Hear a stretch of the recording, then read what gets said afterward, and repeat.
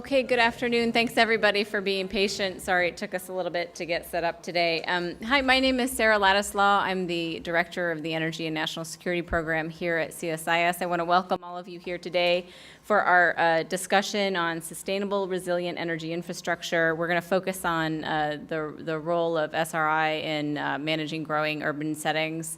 As you'll see from some of our panelists, we've got sort of different definitions of what a city is. So we'll be talking about this issue across a range of built infrastructures. We're really excited to have today's session. It's the second in a series on global sustainability issues that we are pleased to be sponsoring here with the support of Bechtel, who has made it possible for us to look at sustainability across a range of regional and topical/functional areas that we'll be looking at throughout the course of the year. So thanks very much. We're really excited about today's session. It's been something that's been on our minds for a while.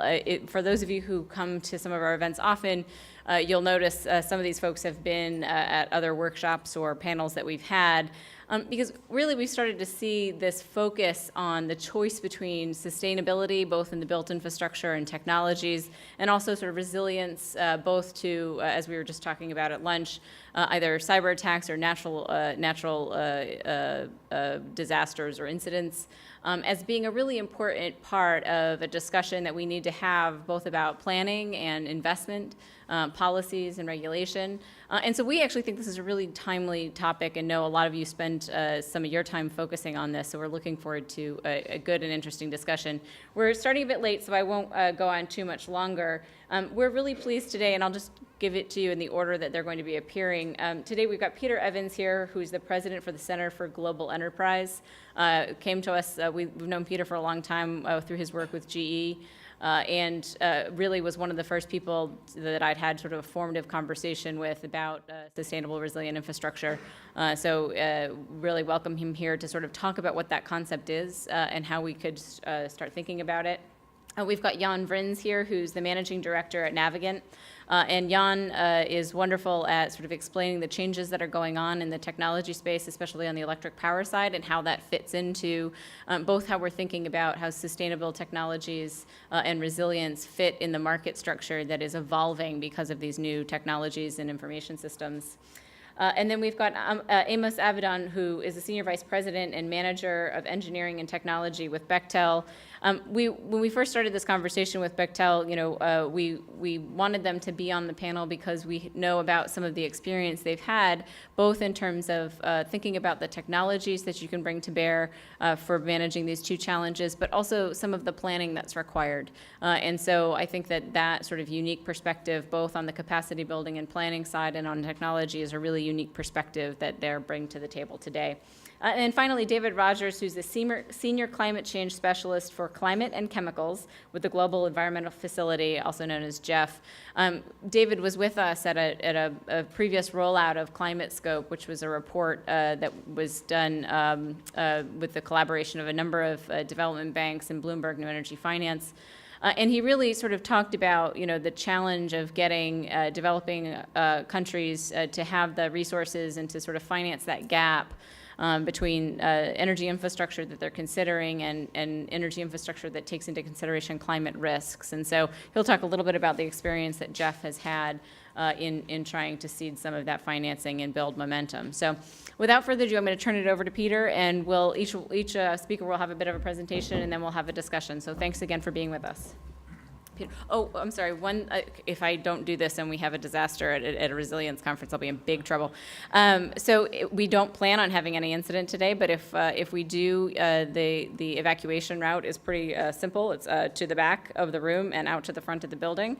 You can also, I believe, get out this door. No, that door. Sorry, don't listen to me. That door that'll leave you in the alleyway in the back of the building, and you can get over to M Street. So, but I would recommend, if it's not blocked, the one that you can see through the glass to get to the entrance. But that's our safety moment. So, Peter, we use this.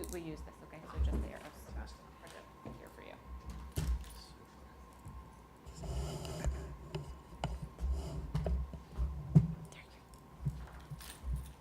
Thanks very much. It's great to be here. Great crowd, great day, great panel. So what I thought I'd do today is frame this issue up. I've spent a fair amount of time reading through the literature and actually had a chance to travel around both to Europe and Asia and talk to a number of officials about this topic. So what I'd like to do is be more of a framing. We have a lot of expertise on the panel that can go into each of these items deeper. So my first slide is to prove that resilience is a big deal. There's a lot of reports out there on this topic. These are, I think, largely government related. The National Academies of Sciences, for example, in the US has done studies. The World Bank has gotten into this topic. Some foundations like the Rockefeller Foundation have been doing a lot of interesting work in this area. So it is a very rich and diverse literature. And it comes from a variety of different angles. So you'll find the civil engineers have gotten very interested in it, and they have their worldview. The climate folks have spent a lot of time on this, or at least have gravitated to this topic, and so they have their literature. You have energy people, you have water people, and so it's a very diverse, and if anybody's interested in getting the short version, and you can please feel free to come and speak to me about it. And I've got a fairly sizable database now on the resilience literature. So there's a lot of attention to this topic. It's become a bit of a buzzword, but I think it does speak to a growing reality, and that is the impact of shock events. And we can have a variety of types of shocks. You can have political shocks, you can have financial shocks, and then you can have these physical shocks to the system. So resilience really rises out of these physical shocks. So I think a first question, and I have a series of questions here that I'll pose to frame the discussion for today, is resilience to what? And as I mentioned, you know, the climate folks are focused on climate related, but one of the biggest impacts to energy infrastructure is actually earthquakes. They do a huge amount of damage to systems. In Chile, in New Zealand, there was a big earthquake, and obviously the biggest, and this is what really got me into this topic, was the earthquake and tsunami that hit Japan a number of years ago. We know about it largely through the nuclear fallout from that, but it also knocked out a huge amount of fossil fuel generation that was critical to Japan's energy system. So there's a bunch of different types of disruptions that happen. Volcanoes actually can be impactful. Flooding is very, very damaging to the energy systems. As we saw in Hurricane Sandy, it was that storm surge that impacted the distribution system and flooded quite a number of the substations. And then you have the storms and then other extreme. Another one that is not as dramatic in its immediate implications, but can have huge implications to energy systems, are droughts.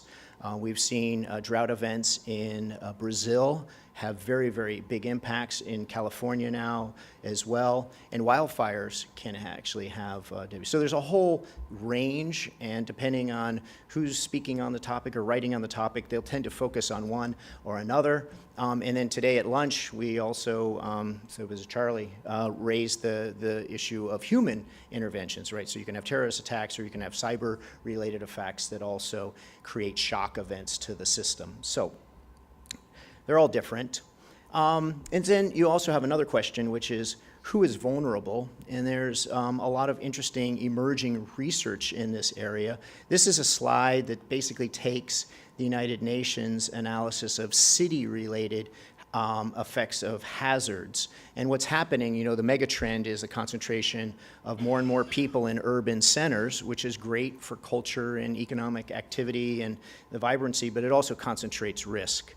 And so this map shows whether or not a city has one hazard, two or more hazards, or three or more. And you can see that Asia Pacific has a high degree of vulnerability, but lots of other places around the world do as well. And if you've looked at any of the demographic trends, you'll just see the growth of cities being phenomenal. And associated with that, obviously, if you have a lot of people living in a city, that means you have a lot of energy infrastructure sustaining those populations. So cities are one way to look at this problem that's getting a lot of attention, but you can also look at regional or very local, so kind of the levels of analysis are important. The other is to understand the scope of this, and there's insurance agency, Munich Re, who puts this analysis together every year, and it's pretty dramatic, which is to look at the scope of natural disasters on a global basis. We usually in the news hear about individual events, and it's kind of episodic, and you hear about it, and there's recovery, and then you go on. But when you look at the scale of it on a global level, we see that we're now trending over 900 major events a year. And it's all over the map, and it's very diverse in the kinds of disasters that happen. Some of them are drought events, some of them are earthquakes, some of them are storm-related. So it's not just climate, it's also these other types of disruptions that can happen. And the trend line isn't looking so good. Back in 1980, you had about 400 of these events a year, and now we're trending over 850. And that's largely due to the fact that the human-built environment has just gotten bigger over the last 30 years. And so there's just a lot more stuff to be hit by these types of shock events. And so it's just part of living on Earth that we live in an Earth that has these perturbations, and so the environment that we build to live in gets hit by these types of events. And so we're seeing this happen and increase, and I think, based on what I've seen, there's not more earthquakes happening. It's just that there's more stuff out there for those earthquakes or those storms to be impacted. And so this leads to an interesting set of questions about what is the policy imperative for today and going forward around energy. And we've seen over the last 2 decades a tremendous focus on sustainability, right? How do we get our energy system greener? But as these shock events become bigger, and particularly when they do things like hit New York City, which is both a center for economic activity, but it's also symbolic, right? A lot of people look to New York as the city in the world. I mean, it has very important symbolic strength as well. And so when you have a major event in that kind of city, people begin to look and realize we need to think more about how do we protect ourselves against these shock events. And so you get an interesting question from a public policy perspective of, do we continuing to focus on reducing carbon emissions and other things to make our energy system cleaner, or do we make it more robust? And it turns out that there's some interesting questions about whether or not these are 2 goals that are synergistic, or are they divergent? And so investment that you make in robustness, does it take away from the sustainability or not? And there's a debate about this. But what's pretty clear is that the policy pendulum is beginning to shift to thinking more about the robustness equation. And so the question is can we move into the upper right-hand corner, which would be resilient, sustainable, i.e., can you combine these things together in a cohesive policy forum? So this leads to the question of what is resilience, and I just put up one definition. There's a lot of definitions out there, and that is this ability to bounce back faster from a stress or shock, endure one, or minimize the impact of the stress or shock. And there's a whole range of interesting, diverse solutions that are proposed around diversification, greater intelligence, i.e. how do we use big data and analytics to improve the resilience of systems. This relationship between coupling and decoupling, i.e. we have these big centralized systems, how do you get away from them and decouple from them when you have a disaster, and then recouple, because large centralized systems tend to be more efficient and you get a lot of benefits from being connected, but when those systems go down, how do you decouple? Pooling and coordination of resources. How do you bring in others that can help you during a disaster, and how do you set those things up beforehand? And so there's a lot of interesting things. Utilities from basically all the way into the Midwest help support Con Ed in the recovery. So how do you set those things up in advance and think about them? And then what kinds of levels of redundancy or hardening that you want to put into the system. So there's a lot of diverse solutions, and I think it's very early stages as to where will policy focus in kinds of sets of solutions that are thought about. Another is the problem of network linkages. I think that we hear a lot about decentralization of the energy system, but another big trend is the linkages between systems.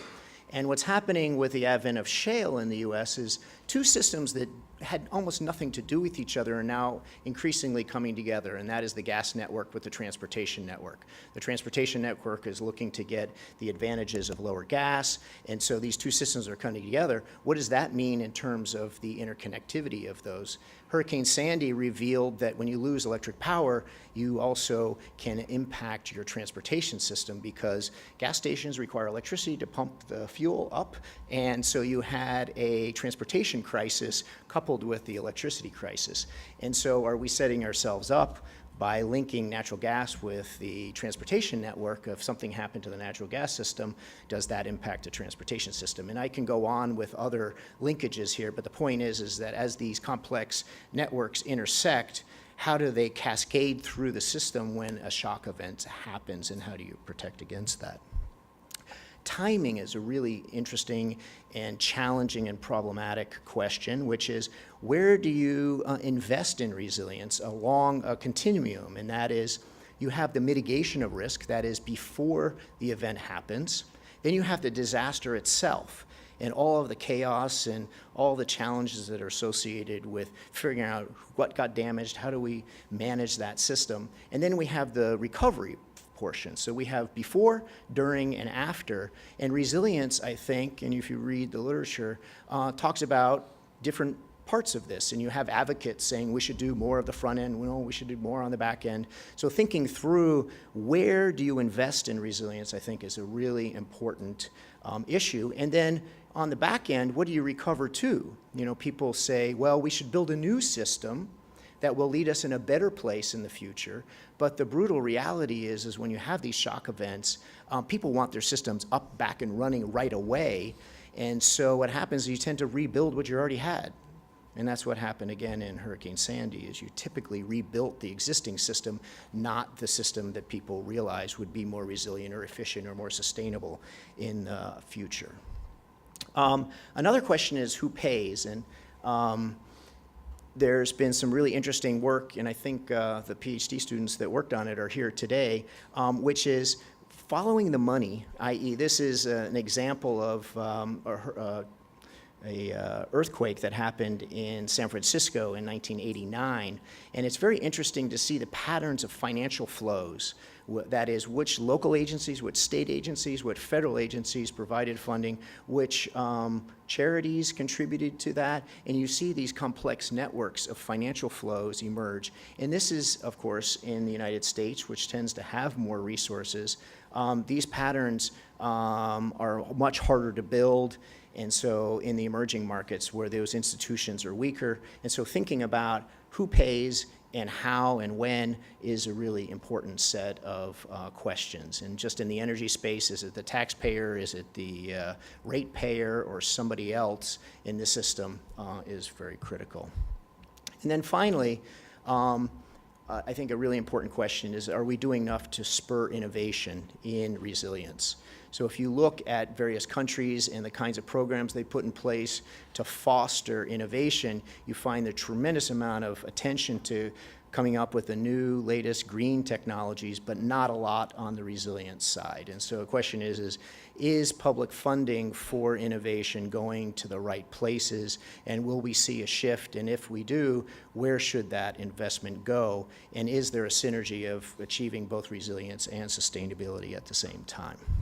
So to wrap up, just to summarize again, I think going forward, this interconnection between resilience and sustainability is what we face in the future for our energy system. Some of the key challenges are timing to incentivize the right allocation of resilience between before, during, and after the shock. Funding, that is figuring out who pays for resilience, because it has a lot of the attributes of a public good, which means that the private sector tends to underinvest in resilience. And then finally, are we doing enough to spur innovation in this space? And if so, what kind of innovation would make sense? Thanks. Okay, well, while we get Jan's slides up, I think, I think those are great framing questions: timing, funding, innovation. Certainly add to the list, planning, right? Whose responsibility is it to plan and think about some of these things? So those are questions I think the rest of our speakers will also address. So I just want to welcome Jan Vrins from Navigant to talk a little bit about how we're really dealing with these issues of sustainability and resilience on the car while it's running, right? The electric power sector is something that's shifting pretty dramatically. We focused on it in other sessions here. So take it away, Jan. Thanks, Sarah. Also excited to be here talking about this topic. I think Peter covered a lot of ground. I will talk about two macro technology trends that we see around energy infrastructure. Technology never stands by itself. Regulation, people, processes, organization, business models, market structures are part of it. But we see two big technology trends happening now in the energy infrastructure space that can become game changers. To start, and Peter spoke about that, global urbanization. These are some numbers in terms of what's going to happen over the next 35 years, where currently 50% of the world population lives in cities. That will increase to 70%. It will rise up to 6.3 billion people living in cities in 2050, using 70% of the world's energy use, only occupying 2% of the world's space. So these are some interesting numbers from an overall, urbanization, global urbanization perspective. We classify this century as the urban century. There will be more people moving to cities in the first half of this decade, this century, more than we had so far combined in human history. So that's quite interesting. And this raises questions around sustainability, resilience, also affordability and cost, and how do you manage energy infrastructure underneath. One of the concepts, I'll talk about two concepts, smart city and energy cloud, and I will explain energy cloud in a bit. Smart city, I think everybody has heard about, the concept of smart cities. We do believe that, and this is the definition of smart cities, it's enabled by technology, but it clearly focuses on sustainability, citizen well-being, and economic development. As Peter said, resilience is not part of the definition yet, so that's quite interesting, and the question is, should it be added? But this is more or less of a common definition right now. All the smart city projects globally hit on those three elements. We see very recently, as of last year, discussions about sustainability, and can that be part of the definition of smart cities and what that means. But again, smart cities aimed at providing more convenience to the people living in the city, reducing greenhouse gas emissions, building a cleaner energy infrastructure. Energy efficiency is a big component of that. We strongly believe that energy efficiency is underutilized. I think it will change rapidly over the next couple of years at the global level, not only in North America, but specifically in Europe, and then obviously the Far East as well. And housing, street lighting is part of that. Distributed energy resources, energy management systems for buildings are part of the smart city concept, as well as transportation, obviously, electric vehicles or otherwise. And economic development is always part of these discussions because that's the big motor behind investments and what governments as well as private organizations are trying to accomplish as part of smart city initiatives. So this is smart cities. The energy cloud is a concept that we developed where we see right now a big transformation happening in the industry from a one-way power system where you had centralized power generation, mostly nuclear, fossil fuel, some hydro here and there, transmission, distribution into your house. You get your monthly bill, you pay the bill. If you don't pay the bill, the utility would cut you off. That was pretty much the system that we had built so far in the last 100 years or so. To what we call the energy cloud, which is really evolving rapidly right now. Big players in the industry are embracing this concept. We see a lot more distributed energy resources, wind, solar, and whether it's utility scale solar or rooftop solar on top of your house, community solar facilities on campuses of universities and medical facilities. electric vehicles, charging stations, using car batteries to discharge at certain moments in time back into the grid. Concepts of, I have rooftop solar, I generate power, I generate more power than I use, I sell it back to the grid, to a community storage facility, and my neighbor who does not have rooftop solar buys power from that utility storage facility, from that storage facility in the neighborhood. Two-way power flows. Consumers of power become producers of power, so prosumers. Very complicated financial transactional relationships will appear. Complex regulation, but it's happening as we speak. If you look at renewable penetration in California, there are days now in the California ISO territory where at 3 o'clock in the afternoon, there's less demand for power than 2 o'clock in the morning. So the traditional demand curves that we see on the left side of this picture will drastically change on the right side picture because of rooftop solar, because of wind and other renewables and distributed energy resources. Storage will be a game changer. Once we add storage to solar and wind, we don't depend on the sun or when the wind blows anymore. We can store it and we can use it whenever we need it. I was reading an article on my flight in about a new battery technology, alumni-based, where a cell phone can be charged within 1 minute, and it can recharge more often than the traditional, even lithium, battery technology. So technology will come. It's not a matter of if, it's a matter of when, and when they reach, grid parity, and when they reach, the point where they become economically viable. I was in Dubai 4 weeks ago. DUR just bought a utility scale solar facility at 6 cents per kilowatt hour. Those are groundbreaking rates for solar. It will continue to go down, and it's coming from Hawaii, California, Arizona. It's up in Jersey now. It's coming to Arizona, to Georgia, Carolinas and Georgia, and ultimately in Florida, where I live, which is the Sunshine State, but not very favorable for solar. But we're doing a study right now for the utility in Florida looking at distributed solar integration into the grid. What this means for the grid is quite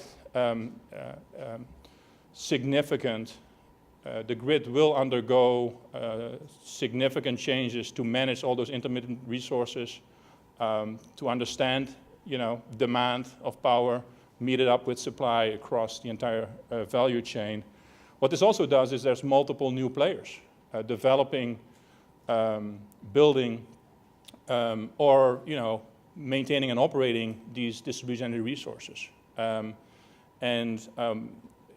it will be very complex to manage because ultimately you want to manage demand and supply, but with clearly the demand side of the equation changing rapidly.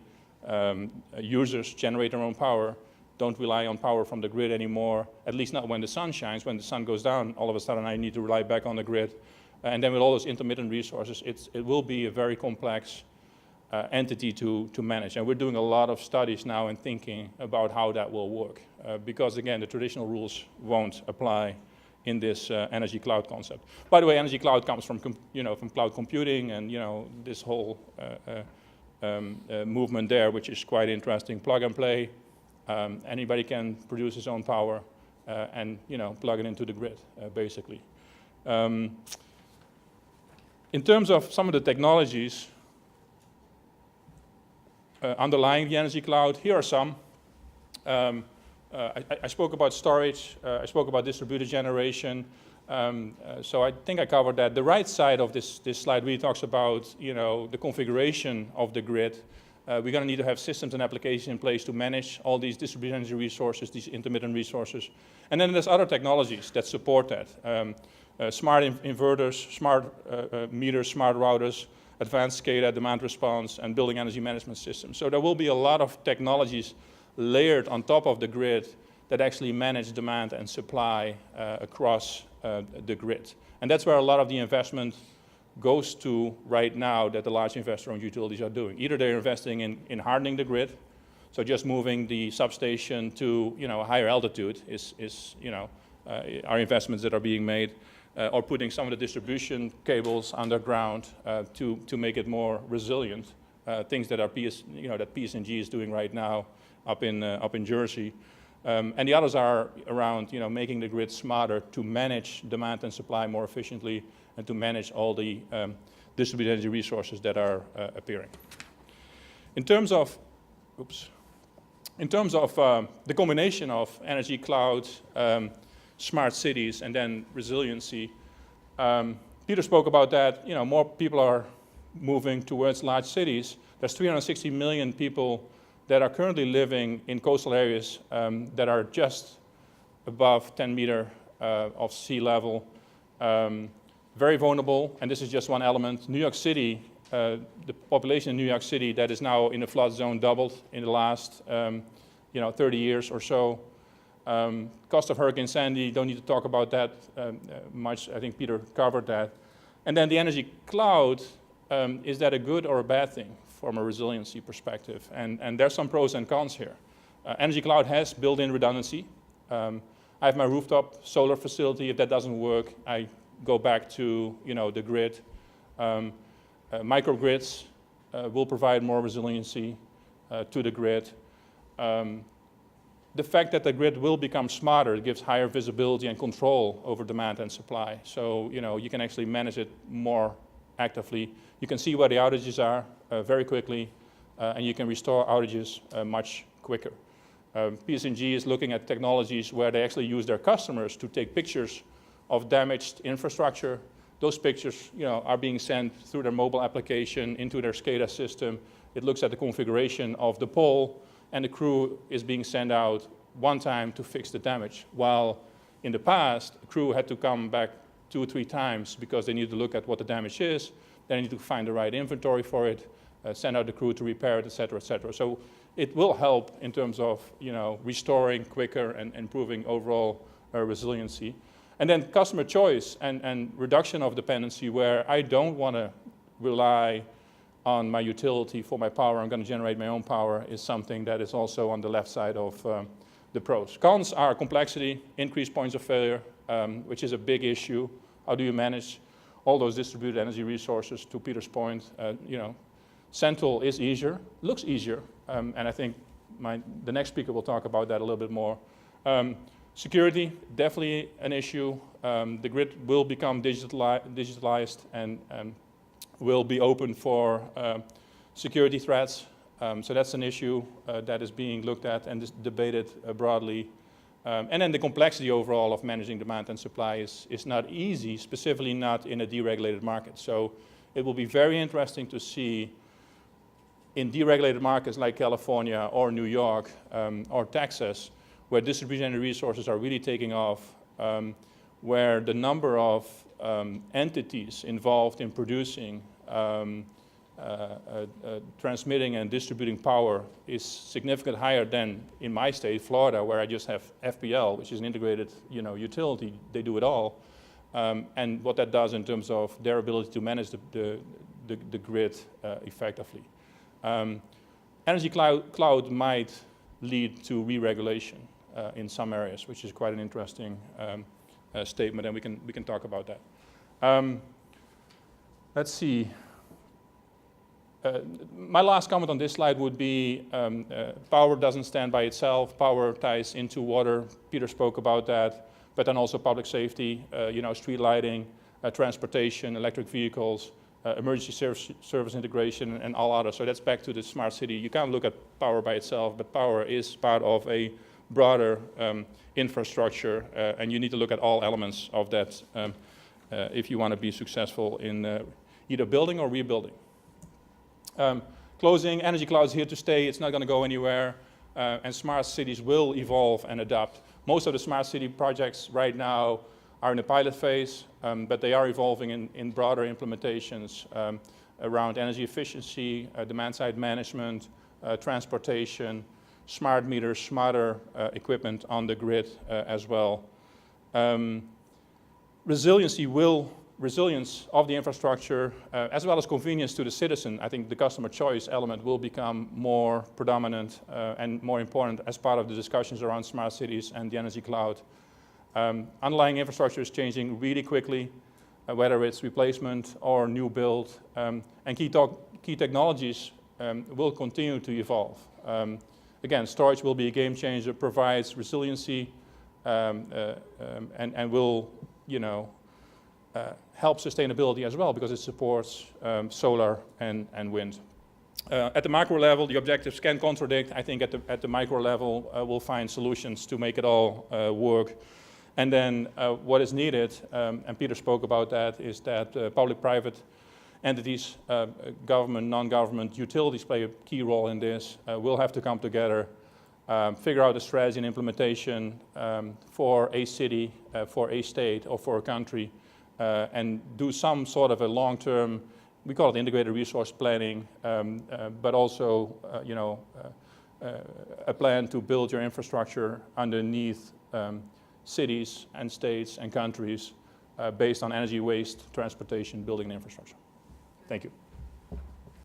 Thank you very much, Jan. That was great. Next, I'd like to invite Amos Avedon to come up, Senior Vice President from Bechtel, to talk from a practitioner's perspective about doing big infrastructure projects with both sustainability and resilience in mind at the planning phase and thinking about technologies that are brought to bear.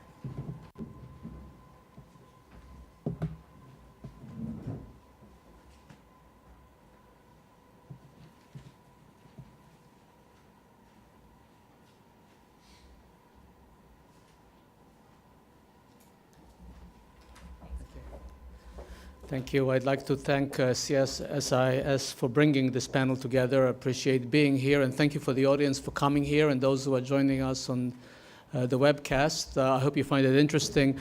I think one of the main reasons to talk about this, I think, and both David and Jan and Peter mentioned this in our discussions before, is we need to increase awareness of the importance of the confluence of designing for a more sustainable future and for a more resilient future. We hear a lot about sustainability. We need to hear equally about resiliency. We believe at Bechtel that they're both synergistic. We also don't believe they necessarily have to cost you more. You just have to plan for them and put them into your planning, and I'll try to show you some of that in my talk. The other thing that's important is years ago when we talked about resiliency, we mostly talked about hardening of facilities. You have a power plant, you build a big wall around it, so if there is a flood or something, it can protect it. And that's still important. But increasingly, what I'd like to show you today, this is changing dramatically to some of the things you've heard from Peter and Jan about. We now live in an information age, and we look at systems. And just like reliability-centered maintenance, we're not trying to back up equipment or individual components. We want to make the whole system resilient. And that definition of resiliency is how fast can you bring it up to speed. And I'm just thinking about what an area to work in. If you really plan well for resiliency, your measure of success is, well, a big event happens and nothing much happens. So many of us feel that's maybe not enough of a reward. I don't think that's the reason we are not going in as much into it, but that is truly the measure of doing it well, is that nothing much happens.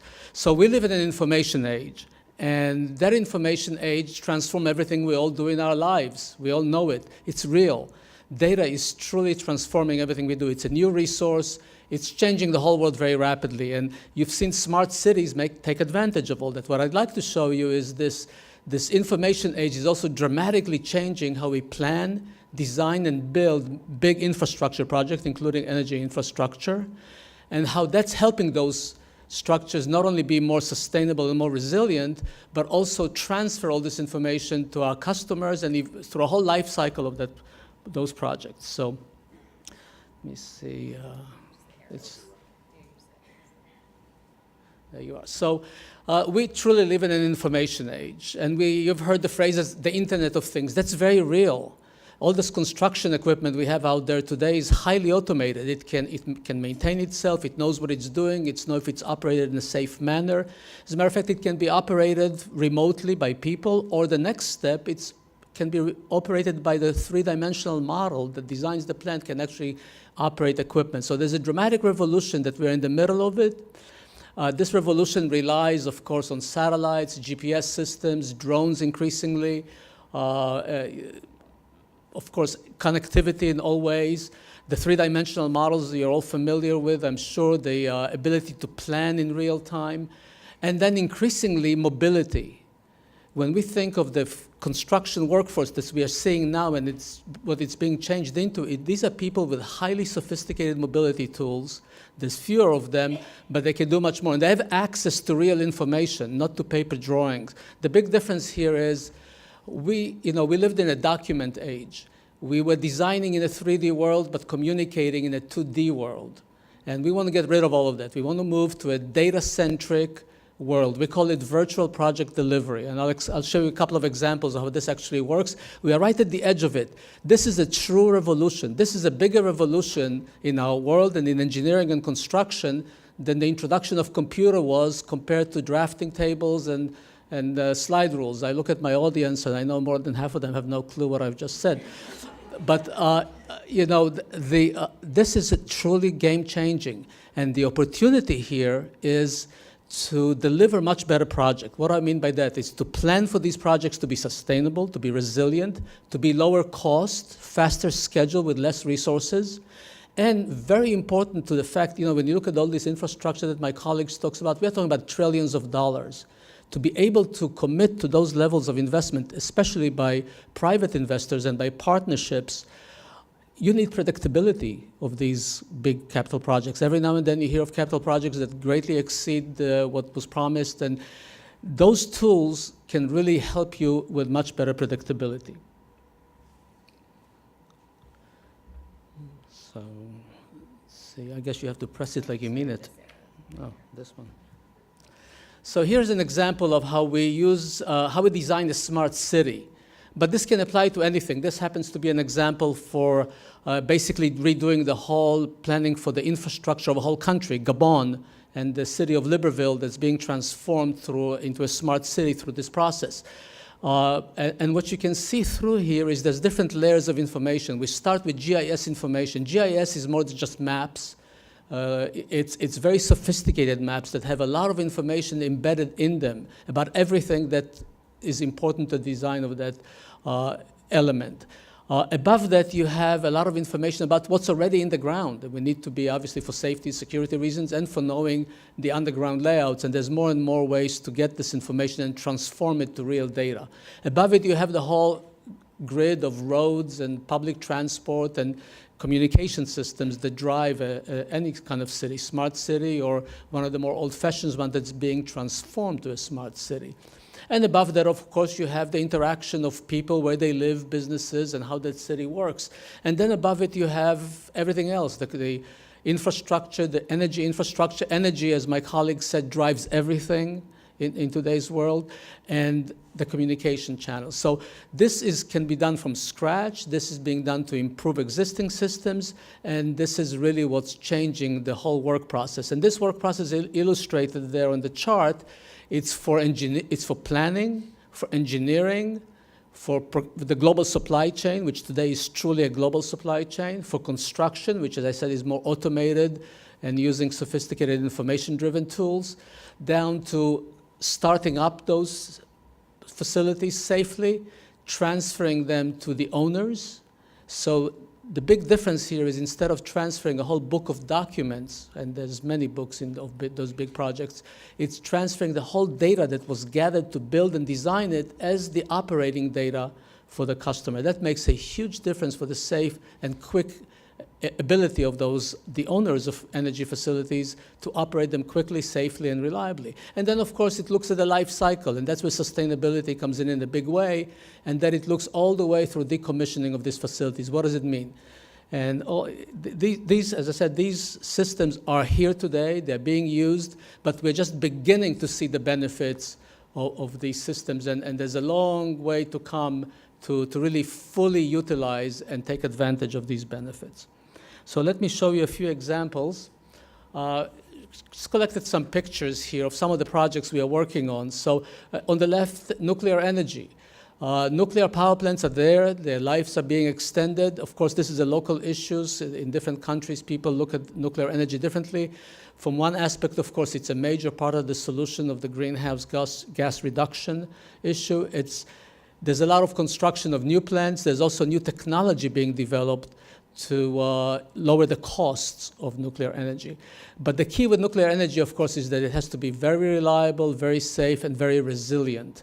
And that is something that is going on. The lessons are being learned. If you look at these incidents like the Fukushima Daiichi, yes, there are issues of hardening infrastructure, as I said, against natural disasters. But there's also, how do you quickly recover? How do you provide immediately power so pumps can pump water out of it quickly? How do you make sure all that recovery resilient infrastructure is in place? And that's something that people are looking at today. The other one, of course, the big story, as was just mentioned, shale gas and the lower price of natural gas and the fact that the resources of natural gas would last us more than this whole century is really there in the middle picture on the top. You see one of the modern natural gas power plants. They're being built everywhere, certainly in the US. They are a great match for renewable energy like solar and wind. They're a great synergy between them. And the costs of planning for these facilities to be resilient and sustainable has come down dramatically with this kind of approach that I described, this virtual project delivery approach. So for example, when we build one of these combined cycle power plants, like the one we're just building not too far from here in Virginia, it's a copy of a template that was built before, designed, has all the information in it, and the amount of engineering you need for a plant like that is less than 20% of what it would take to design a plant from scratch. That's a major impact. And that's why I have this belief that these technologies and all this don't have to add costs. On the contrary, we should look at them all as opportunities to lower cost. There's also, we, like many others, believe in all of the above. Resiliency is also diversity of supply. And so we are involved in hydropower, in solar power. We built one of the largest concentrating solar facilities in Ivanpah that's shown in the diagram. And as mentioned, the cost of PV power is coming down dramatically to the point that it's truly competitive. It's a game changer. All of these plants, by the way, use exactly the same approach that I showed for Smart City for their design and operations and maintenance. And of course, I just would like to finish on this one with liquefied natural gas. Liquefied natural gas, again, is a major business worldwide. It's bringing natural gas everywhere. And these facilities have an outstanding record of resiliency, sustainability, and just people feel comfortable that they would run for decades as they are. And now, surprisingly, we wouldn't have believed it several years ago, but we are building some of the largest facilities of that kind in the United States. We're going to become a major natural gas exporter. So the paradigms do shift, but the technologies really is what's driving them, just as it is for shale gas. Just one couple of quick examples here. Crossrail. Crossrail is a major rail dig across London. It's one of the biggest changes in London's infrastructure since the Victorian age, where all the train stations were built on the periphery and there's limited connectivity east-west. So this is a dramatic change in all of London. And this was specifically designed for sustainability, for resiliency, for scenarios of what happens if sea levels rise, temperature rise, people's mobility patterns change. This was all taken into account. And in terms of sustainability, we are working on this with an integrated team with the owners, the Transport for London.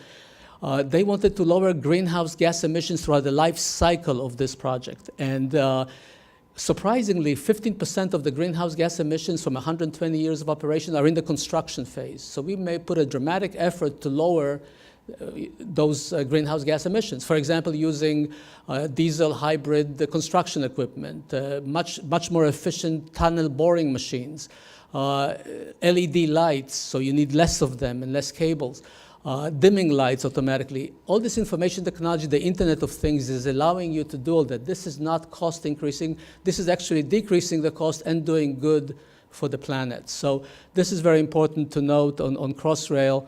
And this is, again, happening in rail systems around the world. And it can also be used to retrofit all the rail systems to those kind of standards. And my last example is, again, going back to Gabon and the master plan for that country, because that, to me, is a great development model for the developing world. Just like with cell phones, many countries that never had landlines moved to cell phone technology. There's an opportunity for the developing world to leapfrog a lot of this and design smart and resilient infrastructure. Thank you. Okay, thank you very much, Dr. Avedon. That was wonderful. Last but not least, David Rogers, coming to talk about the work that Jeff's doing in this area.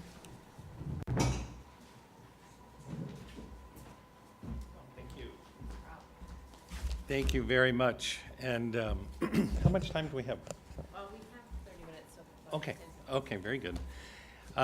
Thank you, everybody. It's good to see some friendly faces here, and thanks to Sarah and Peter for building this panel discussion and focusing on this very important topic. The Global Environment Facility has been around since 1991. It's the largest public funder for environmental projects in developing countries. Japan is our biggest donor, but U.S. is our second biggest donor. And, you know, we're talking about urban, and so let me focus some of my talks on what we've done in the urban sector. We've been doing urban projects since 1999, more than 100 projects in 60 countries, investing more than 600 million. Now, it's true, most of that investment focused on sustainability. And I think that gets to the feature that Peter is discussing, is how can we move beyond that and integrate resilience into sustainability. Here's a couple of examples, though, where we've been able to do some of both. So in Tianjin, a investment we did in China, they focused on using the land better, developing a transit-oriented land use planning system, and adopting a vegetation and water network to be more resilient. And this has ended up being a very effective test case for a city with 12 million people, but has been a role model for other Chinese cities that are going through rapid development. And again, some of the features here included an integrated urban plan that focused on regulatory and policy development, energy efficiency in public buildings, as has been mentioned, and public transport systems and non-motorized transport modes. Now, here's another example in a rapidly developing city in Cameroon. This is a city of 2.5 million people, and their challenge was primarily adapting to weather-related events, including flooding. And so here we help promote community-based adaptation measures with larger scale investments in flood risk management, water, and sanitation.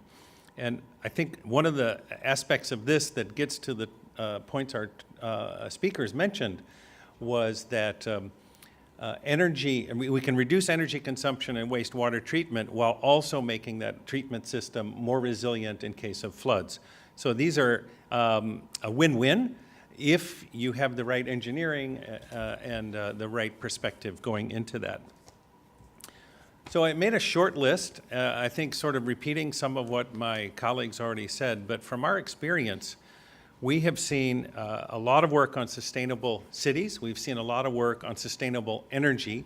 And I'd like to see those come together in a future sustainable energy resilient city. So I think from our experience, we do want to reinforce that you have to rely on and reinforce and strengthen the natural systems that led to the founding of the city in the first place, and how can you take advantage of those rather than try to reverse engineer or geoengineer them. And I'm thinking, for example, right now in Los Angeles, there's a very nice development project to restore the LA River, which is going to be nice for recreation and for green and for sustainability. Well, the original engineering on that was to protect against floods, flash floods.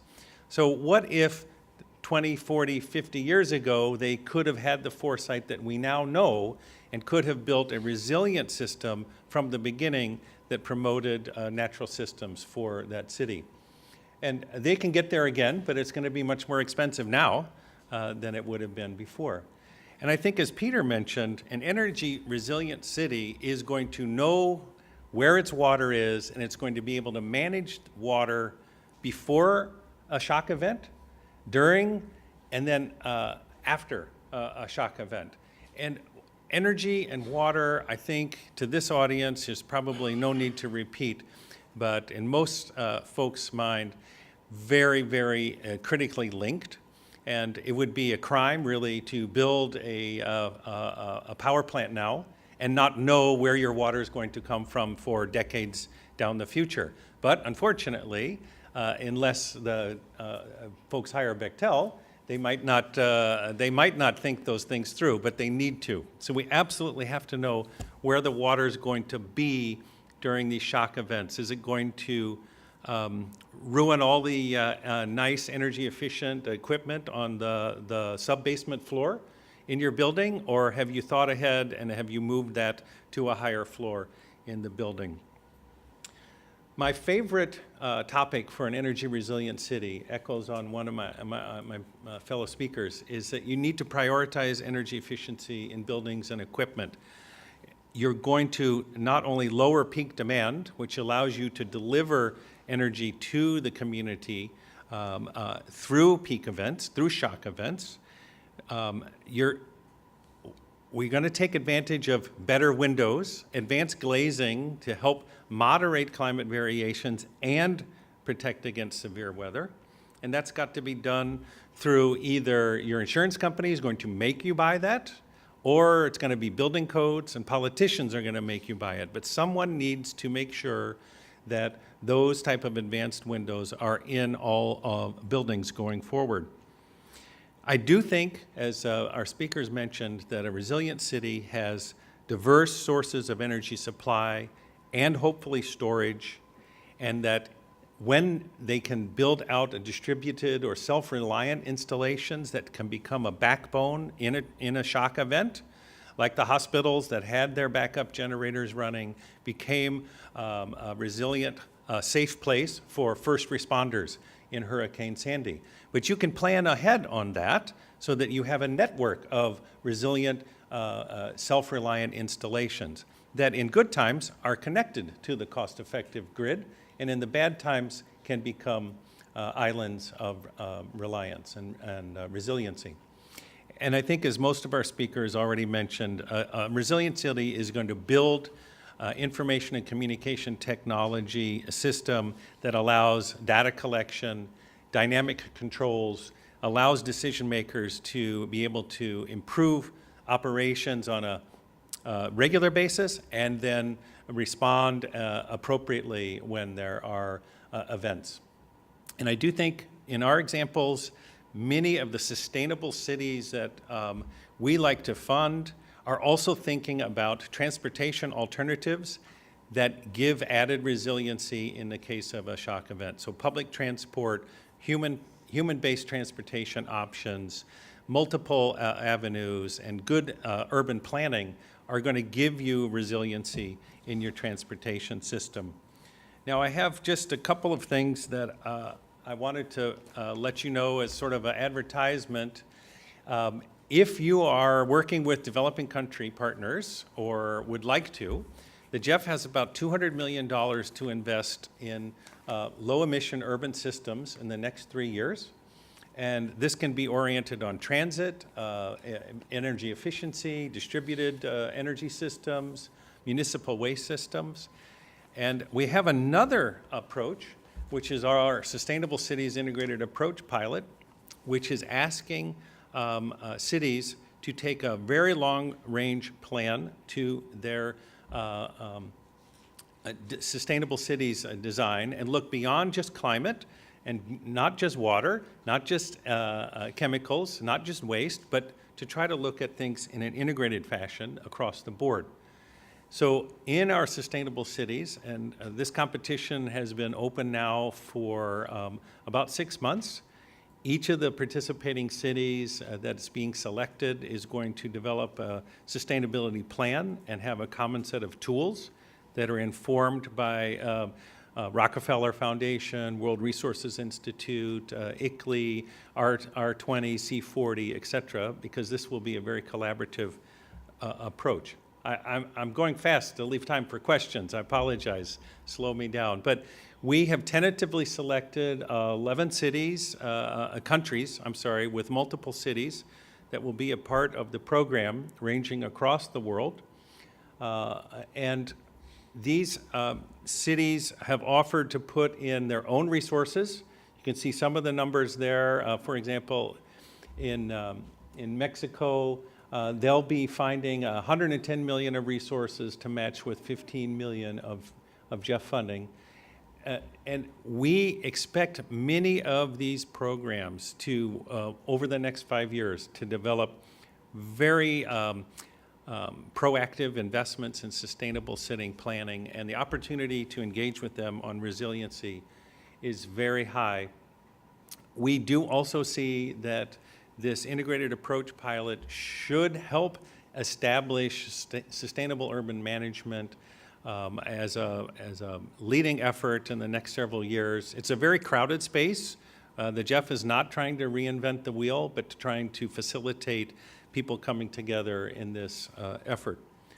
Now, my colleague Xiaomei Tan couldn't be with us today, but I know she's very interested in talking to you about our Sustainable Cities effort.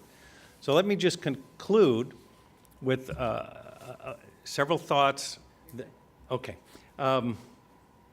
Number one, we need to move beyond little pilot demonstrations. I think clearly we have the technologies now, we have the experience, and so for a sustainable energy resilient city of the future, we need proposals that can get to scale, that can look at the entire city and protect the entire population. And I encourage folks to think about not a little demo here or a little pilot here, but a large-scale transformative investment.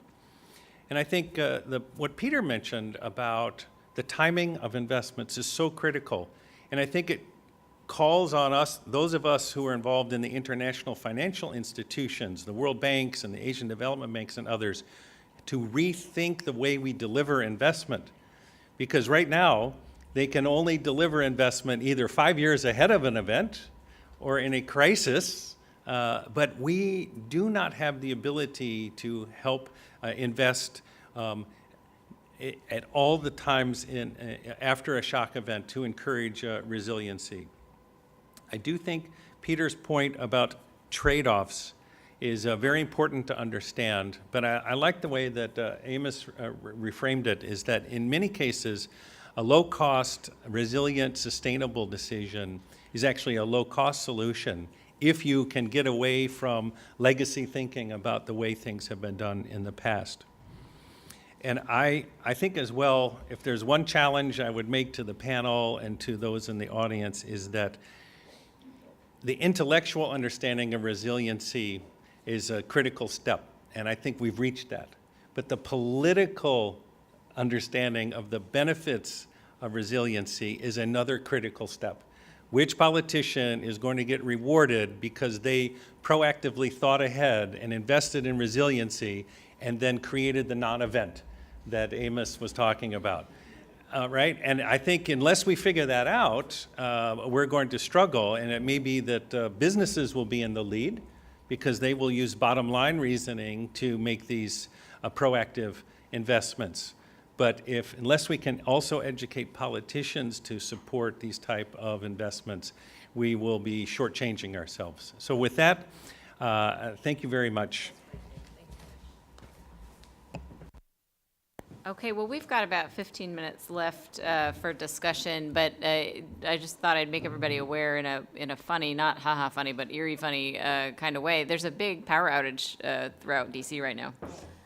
So we picked a good day for our resilience conversation to be had. So I don't think it's anything terribly serious, but there's a lot of places, including, I guess, the White House, State Department, don't have power right now. So we're lucky. We planned it this way. We're resilient here. And in approximately 30 seconds, the lights are going to turn off.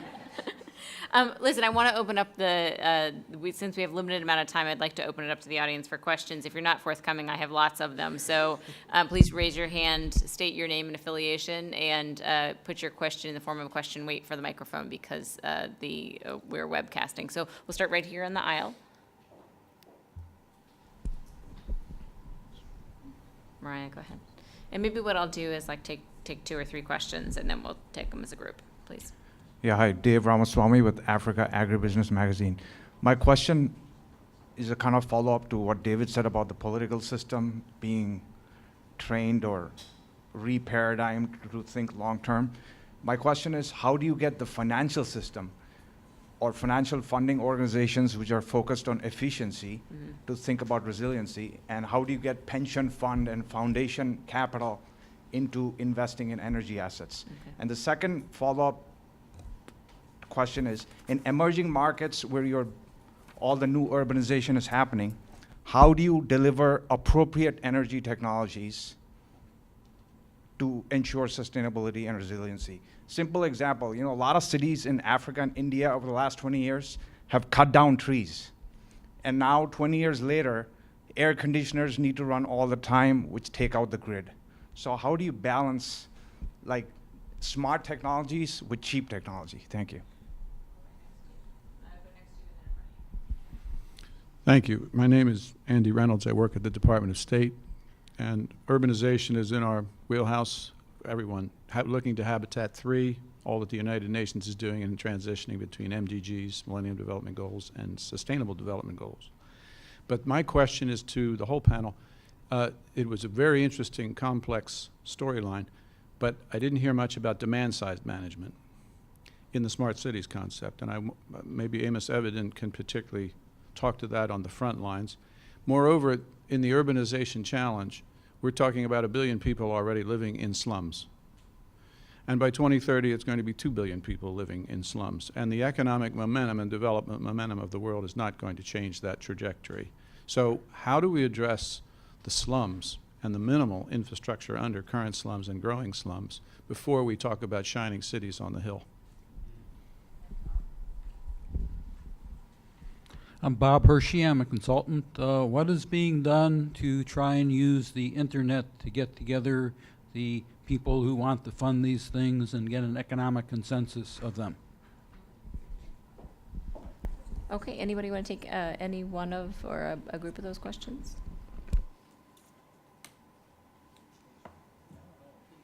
I will take this. So polite.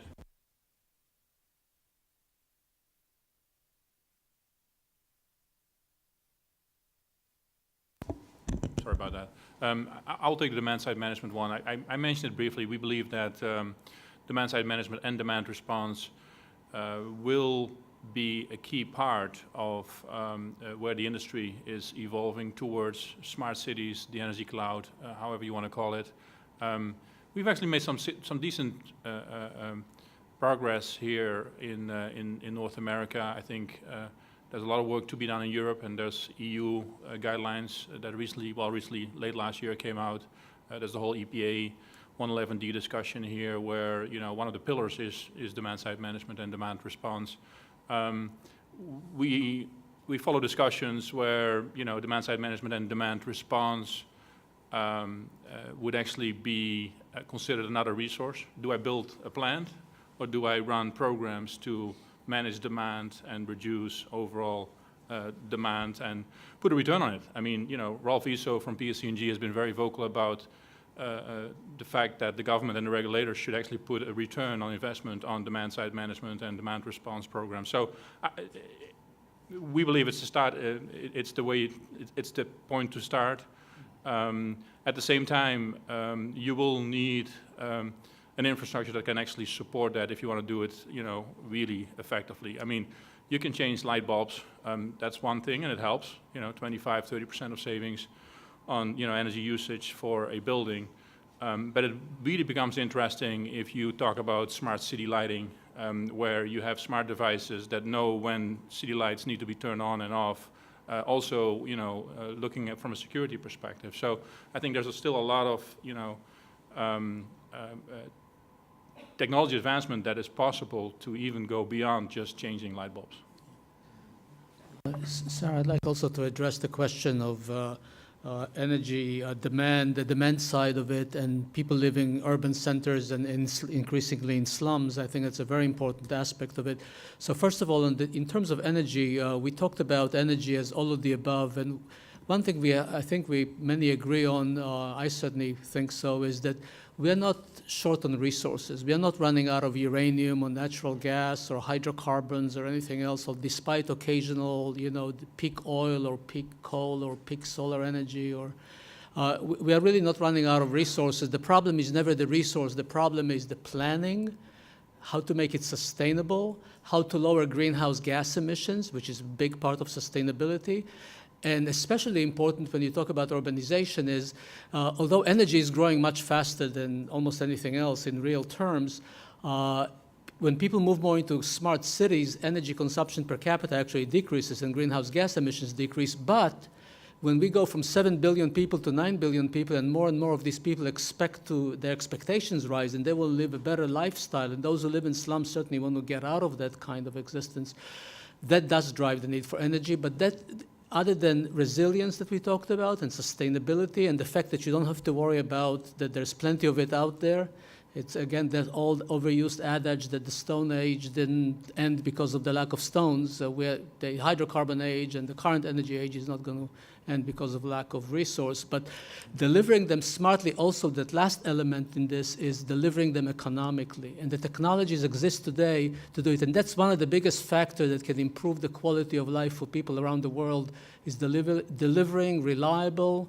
resilient, sustainable, and lower cost energy. That to me is a main driver. Yeah, I just mentioned an interesting trend, and that is you see mayors appointing chief resilience officers around the world. So that, as you said, that there's a lot of education that needs to be done, but these shock events, I think, have woken up those that are responsible for these important urban centers. And if you look around the world, it's actually cities that are the key elements in generating GDP.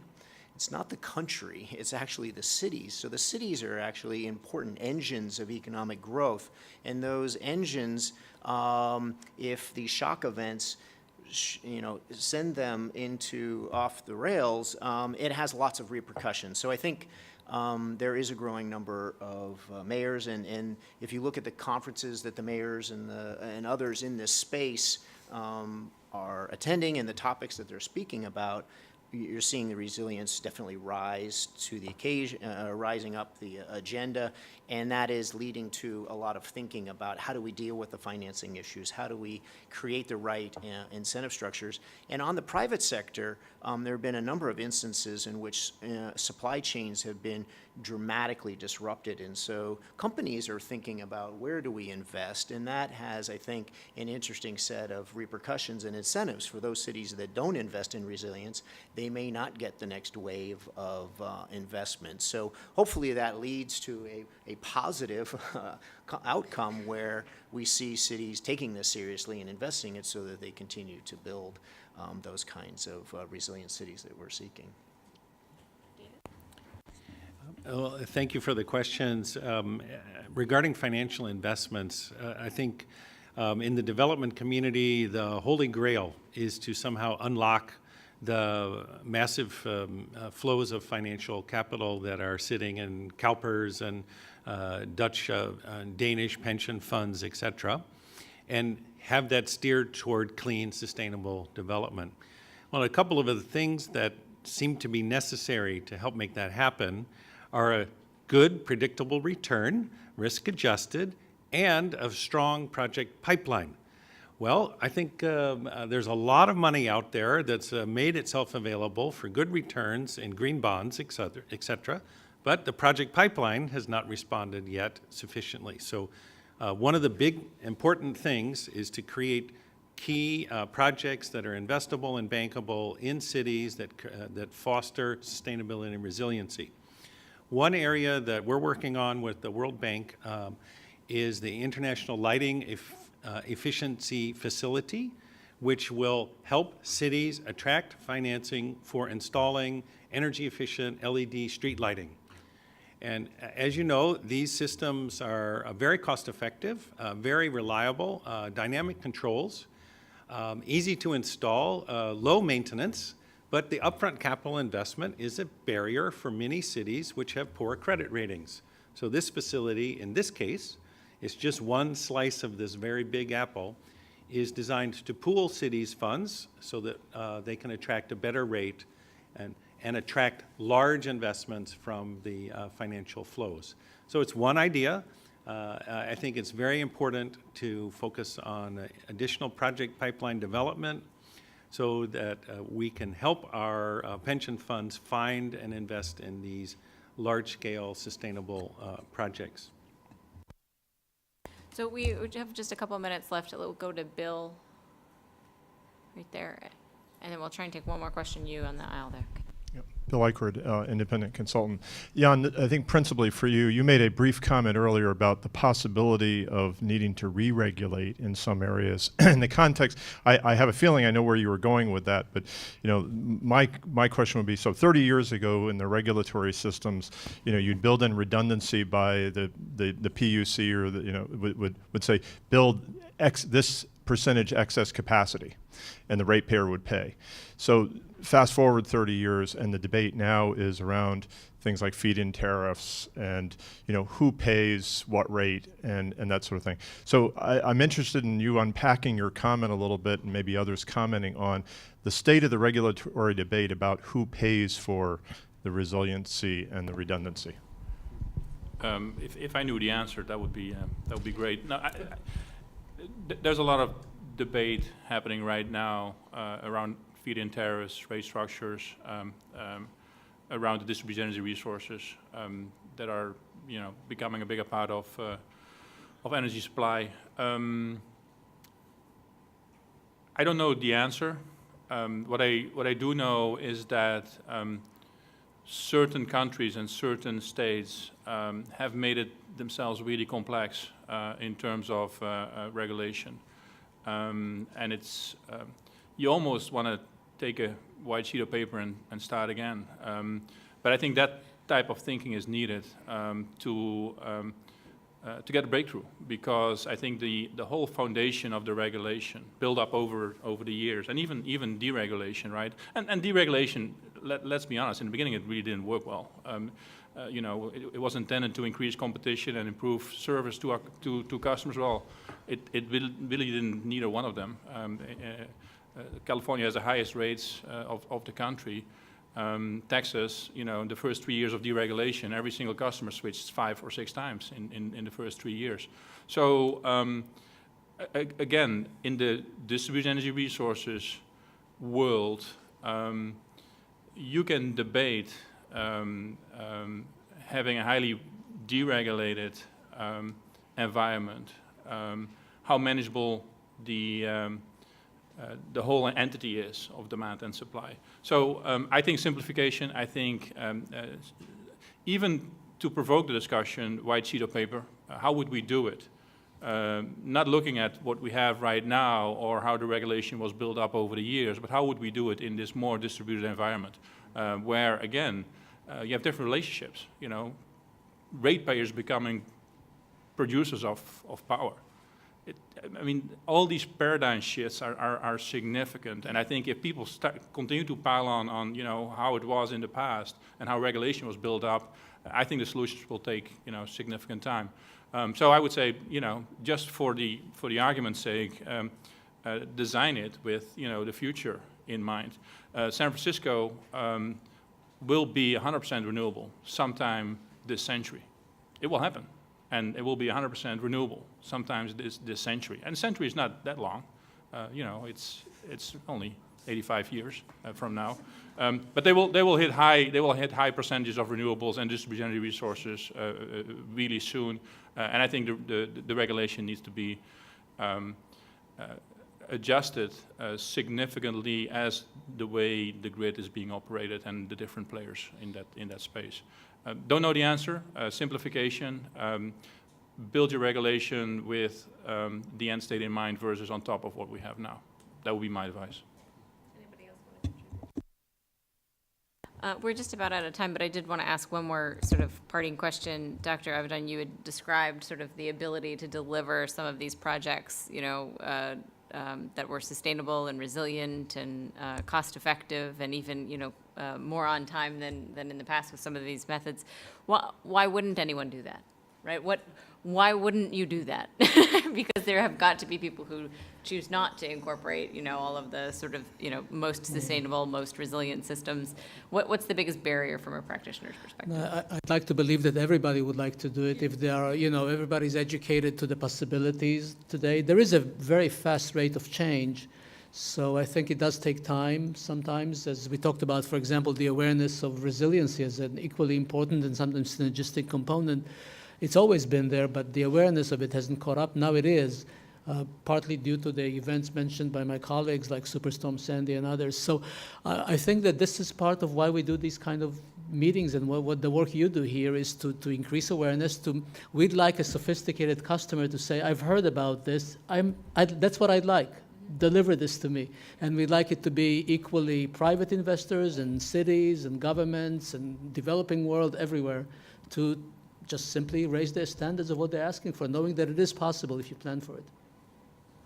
Well, listen, we like to get people out on time. I just want to say a big thank you to Peter and Jan and Amos and David for being with us. I also want to say thanks to Tam and Anna and Lisa and the whole energy team here at CSIS for helping put this together. We'll be doing more conversations on electricity and transition, and I hope there will certainly be other focused events on the Global Sustainability Series, so please stay tuned. Thanks very much, and join me in thanking our speakers. Disasters or incidents as being a really important part of a discussion that we need to have both about planning and investment, policies and regulation. And so we actually think this is a really timely topic and know a lot of you spend some of your time focusing on this, so we're looking forward to a good and interesting discussion. We're starting a bit late, so I won't go on too much longer. We're really pleased today, and I'll just give it to you in the order that they're going to be appearing. Today we've got Peter Evans here, who's the president for the Center for Global Enterprise. Came to us, we've known Peter for a long time through his work with GE, and really was one of the first people that I'd had sort of a formative conversation with about sustainable resilient infrastructure. So really welcome him here to sort of talk about what that concept is and how we could start thinking about it. We've got Jan Vrins here, who's the managing director at Navigant. And Jan is wonderful at sort of explaining the changes that are going on in the technology space, especially on the electric power side, and how that fits into both how we're thinking about how sustainable technologies and resilience fit in the market structure that is evolving because of these new technologies and information systems.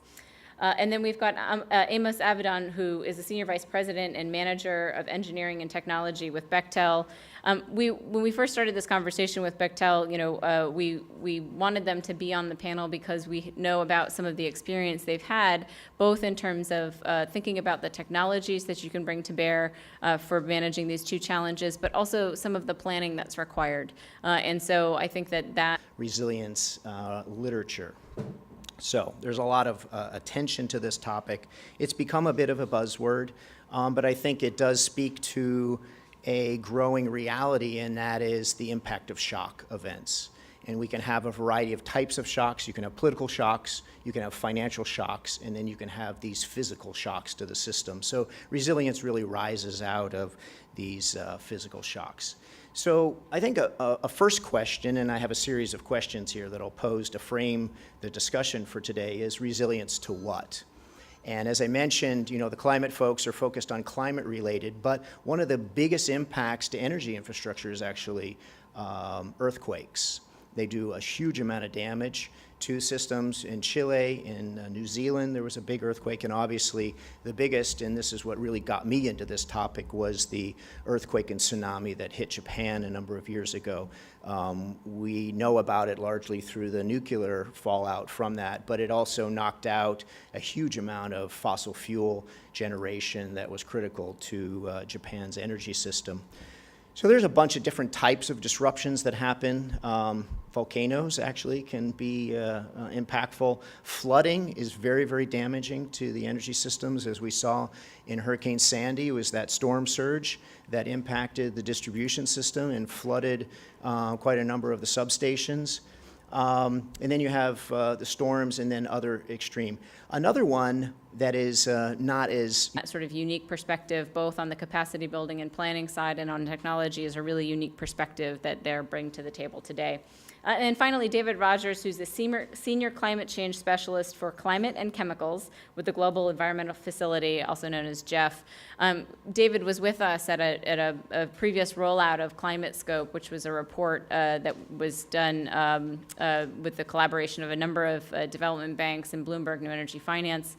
And he really sort of talked about, the challenge of getting developing countries to have the resources and to sort of finance that gap between energy infrastructure that they're considering and energy infrastructure that takes into consideration climate risks. And so he'll talk a little bit about the experience that Jeff has had in trying to seed some of that financing and build momentum. So without further ado, I'm going to turn it over to Peter, and each speaker will have a bit of a presentation, and then we'll have a discussion. So thanks again for being with us. Peter. Oh, I'm sorry. If I don't do this and we have a disaster at a resilience conference, I'll be in big trouble. We don't plan on having any incident today, but if we do, the evacuation route is pretty simple. It's to the back of the room and out to the front of the building. You can also, I believe, get out this door. No, that door. Sorry, don't listen to me. That door that'll leave you in the alleyway in the back of the building, and you can get over to M Street. So, but I would recommend, if it's not blocked, the one that, you can see through the glass to get to the entrance. But that's our safety moment. So, Peter. We use this, okay? So just the arrows here for you.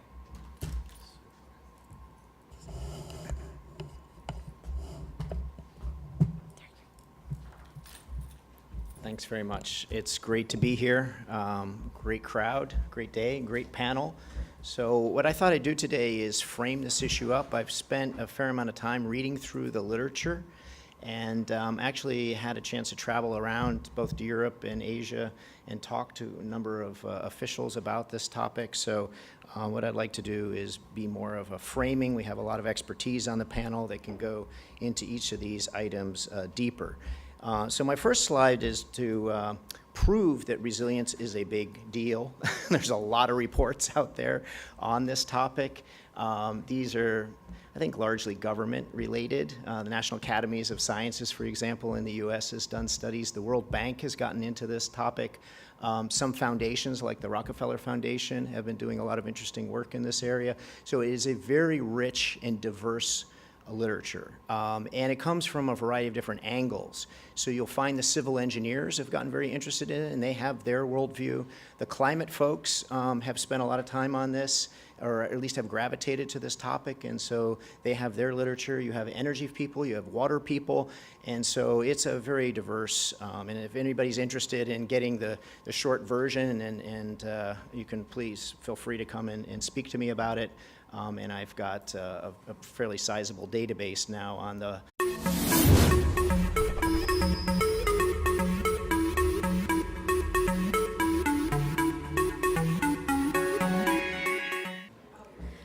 Okay, good afternoon. Thanks everybody for being patient. Sorry it took us a little bit to get set up today. Hi, my name is Sarah Ladislaw. I'm the Director of the Energy and National Security Program here at CSIS. I want to welcome all of you here today for our discussion on sustainable, resilient energy infrastructure. We're going to focus on the role of SRI in managing growing urban settings.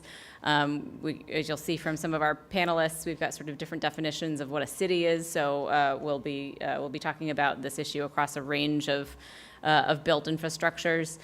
We're really excited to have today's session. It's the second in a series on global sustainability issues that we are pleased to be sponsoring here with the support of Bechtel, who has made it possible for us to look at sustainability across a range of regional and topical / functional areas that we'll be looking at throughout the course of the year. So thanks very much. We're really excited about today's session. It's been something that's been on our minds for a while. For those of you who come to some of our events often, you'll notice some of these folks have been at other workshops or panels that we've had. Because really we started to see this focus on the choice between sustainability, both in the built infrastructure and technologies, and also sort of resilience, both to, as we were just talking about at lunch, either cyber attacks or natural